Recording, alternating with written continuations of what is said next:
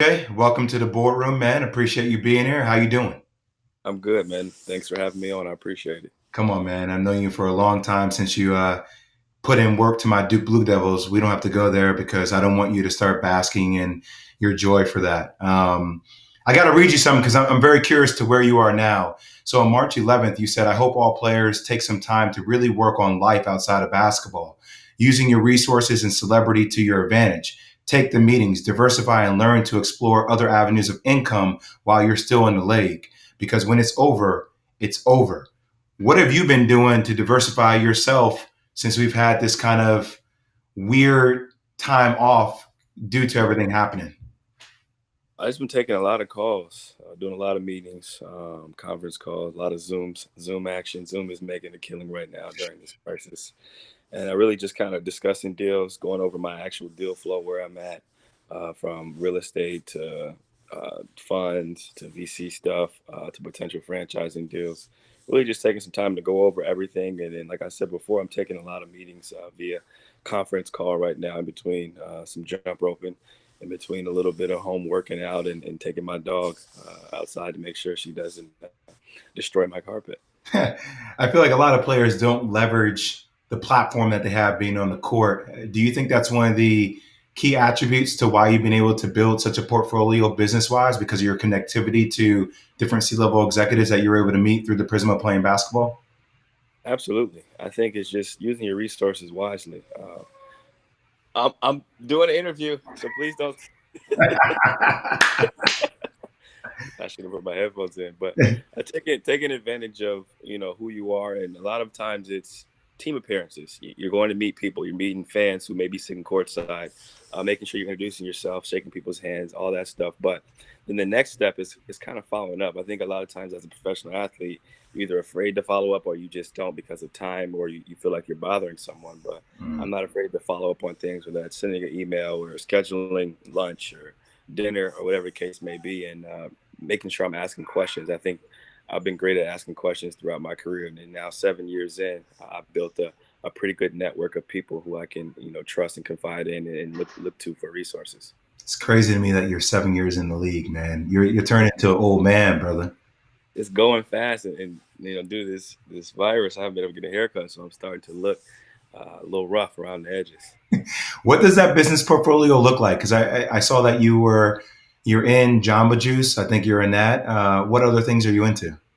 So Jamba's a partner of mine. We're discussing, potential move once this situation kind of dies down and subsides a little bit. But that's something I'm definitely going to explore. I'm currently closing a deal right now in a franchising fast food chain actually, but I can't speak on it until it's actually finalized. So I'm really looking forward to that. I'm excited about it. I currently own, I don't know, a few a few properties across America. Most notably, one I've talked about recently is the one I closed on with Pat Connaughton, who is also in the NBA. We purchased something right off Notre Dame's campus, about 450 feet off campus. Closed on a property with Anthony Tolliver, who's in the league. So we're working on that. That's a senior housing project that we're doing in Missouri. Working on some projects. I'm really focusing on college campuses right now. Going to do a few single parent households or single family households. My mom actually owns 5 properties in Ohio. My brother's got some properties in Arizona right off campus. So just kind of using our networks, and real estate, something that I've always loved and admired from afar. So now I'm just really trying to learn about it and use my resources. I had a call with a group conference call that my financial advisor organized with Dime Peoples last week. It was most notably the first black billionaire in real estate. So just kind of using the network, talking to people, talking to Junior Bridgman, and trying to learn about franchising, and just trying to build my network as much as possible, so that when I do invest in certain funds and when I do make a decision to put money into something, I'm educated on how the outcome is most likely to play out. Is it cool to be smart in the league now? Because like now it's but you know what I'm talking about, right? Because Yeah. so many other players lived paycheck by paycheck or had all the glitz and the glamour, but there was rarely that substance that they could have a chance to own to know what they wanted to do. Has that changed overall now? I think it's just about really focusing on your approach. At the end of the day, I think guys are into video games. Guys are into a lot of stuff now that may have been frowned upon back in the 90s. People didn't really talk about deals. They didn't talk about deal flow. people didn't really discuss money based on what I'm hearing back in the day. It was like you knew what everybody made, and that was that. And if anything, it was more someone buys a car or whatever, you compliment it and keep it moving. Now the conversation has kind of shifted because I think there's this fear that goes around the league and everybody. No one wants to go broke, and everybody wants to utilize the resources. And then you have that group of the LeBrons, the KDs of the world who are chasing a billion. They're trying to figure out ways to, they create companies, they purchase companies, they're into producing, they're into all these different things. They got their hand in all these different pots to where they feel like they can become billionaires one day. And I think everyone's mindset has shifted to where you don't worry about what people think about you, whether you're smart or not. You really just want to use your resources. And I think I've gotten to that point to where I have, a history of, going to a school like Lehigh, a guy who went to school for 4 years, who's viewed as a guy who seems to be pretty educated and makes smart decisions. But I think for me, it's just about building my portfolio. Obviously, I do journalism. I do a lot of stuff, but I want to create passive income as much as possible so that when I walk away, I can just sit down at my desk and just kind of chill out and watch, as they say, watch the money pile up. I'm with you. With you, annuities are very important. Would you, if you had to put a percentage mark on how many players in the league live paycheck by paycheck, what would you say that is, CJ? Because I mean, a lot of people in the world live paycheck by paycheck now, so it's not an Right. uncommon practice. Right. I would say there's some guys in the league that are hurting right now. Because there could be obviously the work stoppage is in place, but there could be a pay stoppage. We're on pace to lose about, I don't know, 23.5% of income off this season. And then we probably lost a billion, maybe even more, depending on if we're able to restart a season, which will affect the collective bargaining agreement and the BRI next season. So I think a lot of guys are going to be hurting, especially people on minimums or people that didn't just budget correctly. They didn't expect this to happen. Maybe they loaned money or gave money to family. Maybe they're taking care of multiple people. And now there's a work stoppage for us and for a lot of people in America. So I would say out of 450 players, 150 probably living paycheck to paycheck. Mm. Not even because of poor decision making, but because think about the tax implications. Depending on where you play at, you're losing, I don't know, 12%, 11% state, federal 39, 40, depending on your bracket. Agent fees, like all that stuff adds up to where before you get your check, you already lost 53%. So now I always say, if you're on the minimum, you're like a good doctor, a good lawyer, and depending on how you're living, that can kind of define, how much money you currently have or will have when you retire. I mean, if you're on that 12-month pay cycle, you're going to be missing 7 months of paychecks essentially for a lot of guys. How was you when you first got your first paycheck though? When you got your contract, how did you look at it differently? Because it's easy to say, I have money now, I want to be able to do certain things, but how did you come into it with the right mindset to say, okay, now I want to be able to create wealth? Wealth is something different than just getting paid. Right. So I think the biggest thing I did was set a budget. Be strict with how you're spending. Obviously, you have some play money, what they call it. Some things that you want to buy but don't need. You have your wants, but you take care of your needs first. And obviously, you maybe have some family members that you're caring for or looking after. But just really be smart and strategic about like your monthly spending and actually read your statement. I think a lot of guys in the league, they hire people to do stuff, which is cool, but you should be actively involved in participating so that this is how much my cable is, how much is my electric, you know what I mean? How much is the government actually taking from you? Is my agent getting 4%? How much are they taking from marketing? Hmm. And I think when you know all those things, like, okay, I purchased a house in Oregon, but I didn't pay cash for it. I put money down. I put a few $100,000 down. I took out a low interest loan. I wanted to build my credit. So like strategically kind of planning your life. I still haven't paid off the first car that I purchased when I got into the league. It was like $56,000. I'm still making payments on it now. This is 7 years later. Obviously I can afford to pay it and I should probably pay it off and will in the next few weeks. But that's just smart ways to build your credit because I was in college, you know what I'm saying, struggling, maybe $100 in my bank account. My brother would send me money. He played overseas, but now I had my first paycheck. I was making I think 2.2 million my first year in the league before taxes, and I bought myself a car, bought my mom a car, but I waited 3 checks. I was like, I need to get some money to save up first, and then we just strategically planned my budget. To this day, I've only gone over my budget once for a month of spending, and that was now I can afford it. So, But you've created and instilled the right habits, right? And right. I've always, commended you because every time you and I have a conversation, like you look at this thing as you're the CEO of your own company, you're managing your own P&L, you're aware of expenses. Like there's this whole diplomatic game that you know how to play extremely well because of the position that you're in. So I commend you for that. Let me transition real quickly to some basketball talk. This was a tough year for you guys, man. Like after going through last year, getting to the Western Conference Championship game, you guys dealt with so many injuries. You guys got mellow on the table. Like, how would you categorize this year in a nutshell? It's a roller coaster ride, man. It was it was really like life. There was great moments, and there were some moments where you're like, man, this isn't working out. This isn't going well for us. We're losing games. We're hurt. We're trying to make it to the playoffs. It was just like ebbs and flows, but I think it was good that we got to experience this again. We had a great season last year. We went over 50 games. Obviously, we ended up going to the Western Conference Finals and getting swept by the Warriors. So we got a taste of success, and then you get humbled the next year, and that's kind of what life does to you. It rewards you at times, and then next thing you know, things may not go well for you. But we're looking forward to returning whenever that does happen. We'll be much more healthy. We'll be in a better place, and I think just the character alone that you build from trials and triumphs is really important, an underrated aspect of life in general. I agree with you. You played against everybody in the league. Who would you have, if you had to put money on it, who would have won the NBA championship? Hypothetically, if we weren't to make the playoffs, since we're at nine Hypothetically. seed right now, hypothetically, um, I'm going to say, I mean, Brown was on a mission, so it's Mm. hard to bet against him. He was on a mission. He was locked in. He was focused. But um, I think, I think the Bucks. I think the Bucks. What the Bucks were doing, it was impressive. They were playing well. Obviously, playoffs changes things. The focus would be on Giannis. They got to make him shoot on the outside, keep him away from the basket. But if I was a betting man, which I can't bet on basketball, I No, never you can't. would, You're not allowed to bet on basketball, CJ. never would, never will.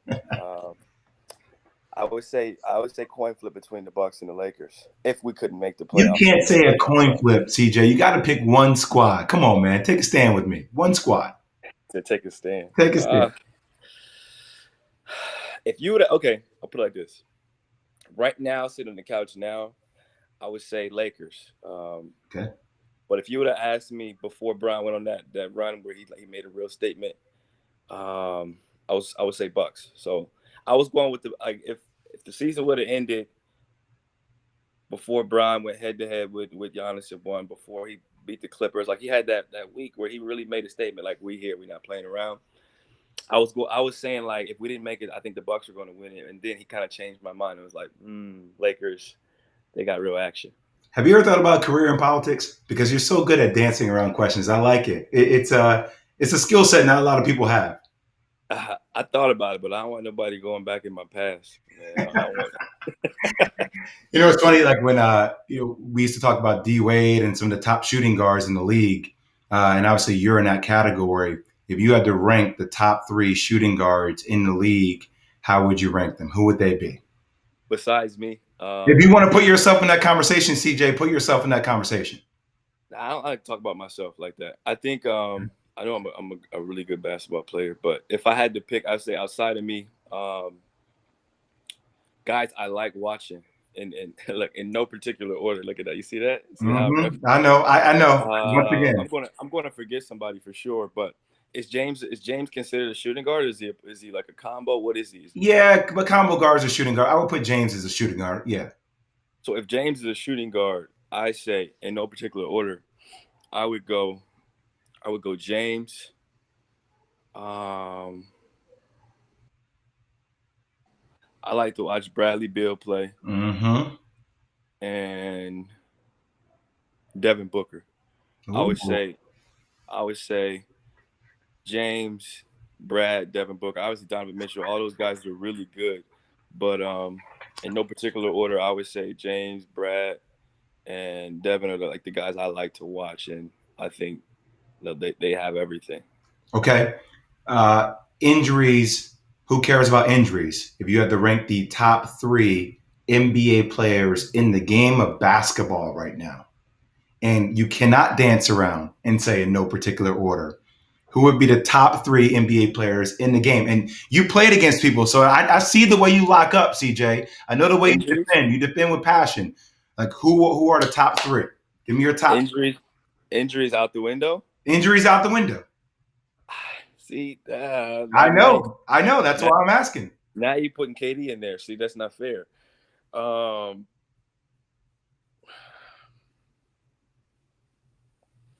This awkward pause is so good. I love silence. It's really good when just hearing I'm you. thinking about the order. I know the players. Think about the order. Okay.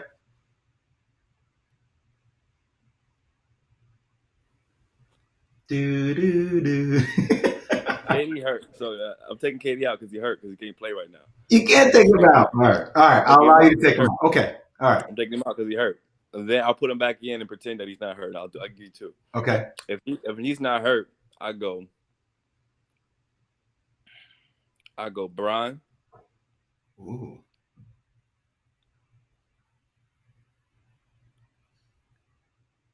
Kawhi, Giannis. Ooh. Okay.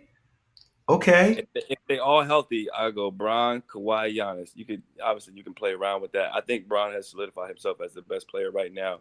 He plays just about every game, makes his team better. Like you take him off that Laker team, see what happened last year. You know what I'm saying? Like you take him off the team, put him on another team. Like if you change roles, that's how I look at like most valuable player. Like Mm-hmm.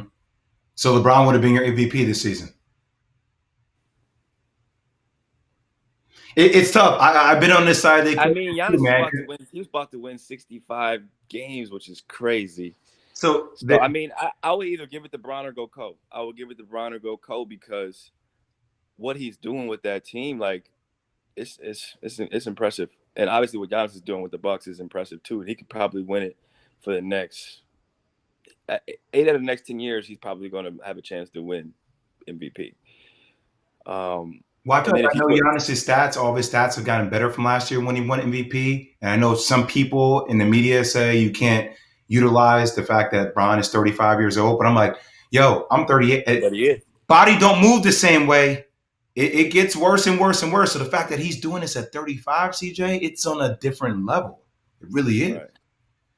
All right, So go ahead. so let me revisit this again. Okay, so if we're going, because some people are going to say, well, Kawhi doesn't play every night, which is true. Kawhi don't play back to backs. So you could put Giannis too because Giannis playing every night, and it's hard to bring it every night. And then you got like, think about if you get designated rest. Like if I got designated rest, like if I didn't play back to back, so if I got like designated rest where I can get 3 days off here or there, like that changes things. Like you feel more fresh, you got more pep in your step, more bounce.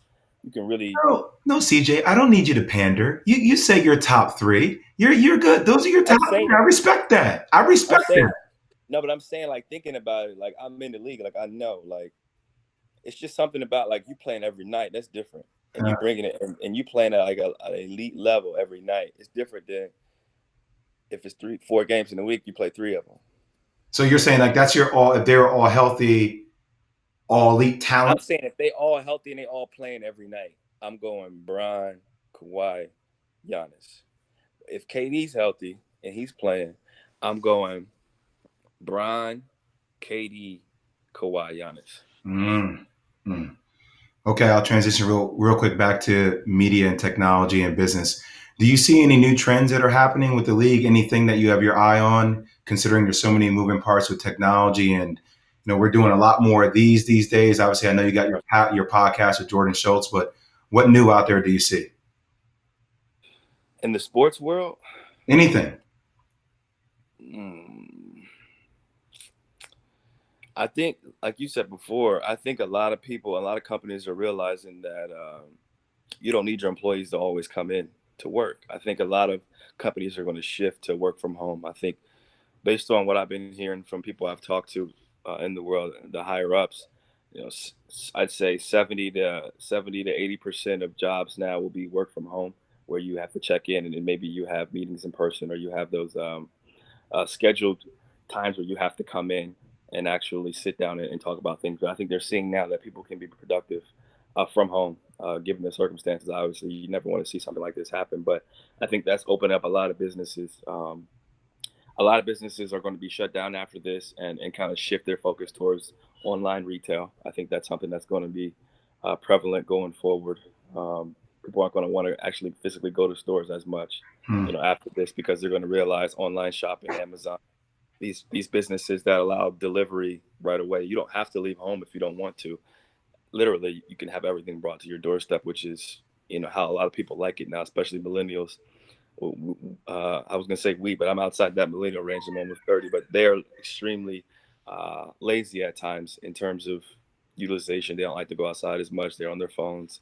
They know how to really use technology. So I would say those are two or three things that are really going to shift. Obviously, people are going to continue to buy real estate and purchase real estate and focus on that. But if I had to, like, the ability to work from home is going to go to new heights, new levels, and I think a lot of people are going to either lose their jobs or show their worth from home and then kind of expand and grow on that. I agree. One industry where they won't be able to work from home is your industry.